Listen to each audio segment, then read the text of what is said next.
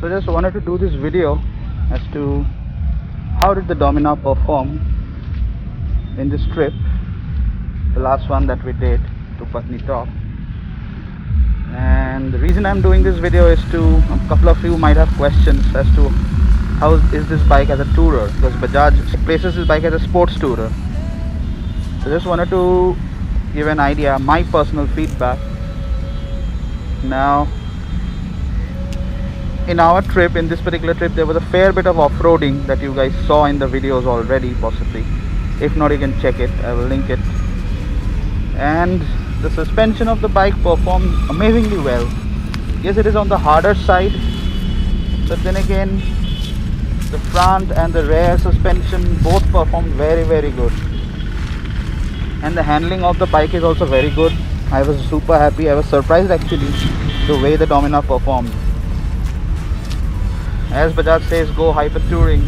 Definitely it was a good experience of hyper touring. The engine has been pretty potent enough, and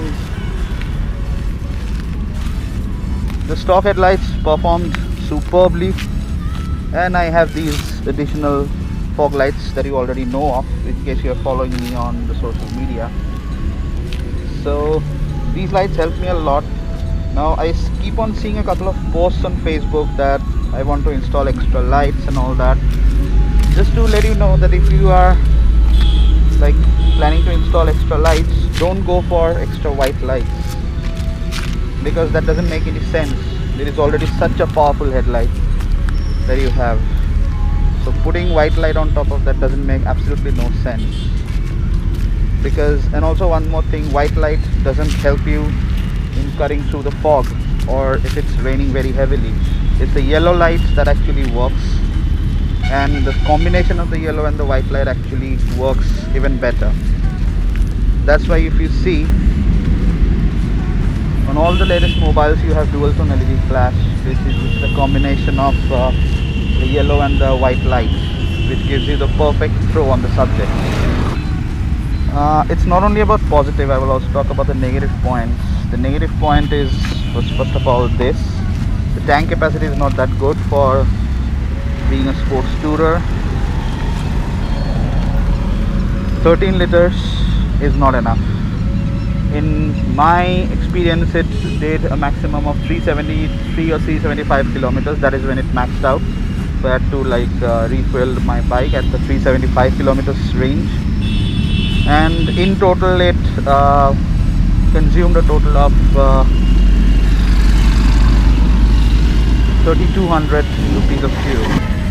So she drinks quite a lot of fuel, but overall she handles all kinds of terrains absolutely, and ABS performed amazingly well in those rocky terrains, and very promising engine.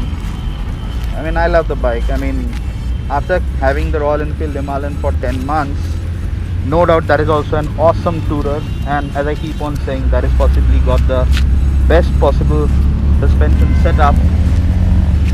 So, but this bike also kept very well, and I keep seeing posts, people putting on those fancy exhausts on this one, the Dominar SC project and all that stuff, blah blah. What's the point? It's a single cylinder. Don't ride the sound, ride the motorcycle, enjoy the motorcycle, not its sound. The stock exhaust has a beautiful note, and yeah, overall it's awesome. I mean, I give Bajaj all thumbs up for making this bike and making this bike so promising and such an awesome motorcycle to tour on. Yes, few other negatives. It should have had like this some sort of a luggage rack system, which I will have to possibly go in for an aftermarket now. I'm planning to get an aftermarket, grab like a luggage rack sort of thing, the one that comes on stock, comes as stock on the Himalayan, something like that, maybe a different design. And rest, it's fine. Indicators are really good, visible from a long distance.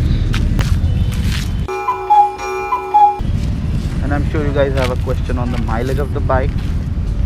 It returned me some thought around 32ish kilometer to a liter. So it's pretty good.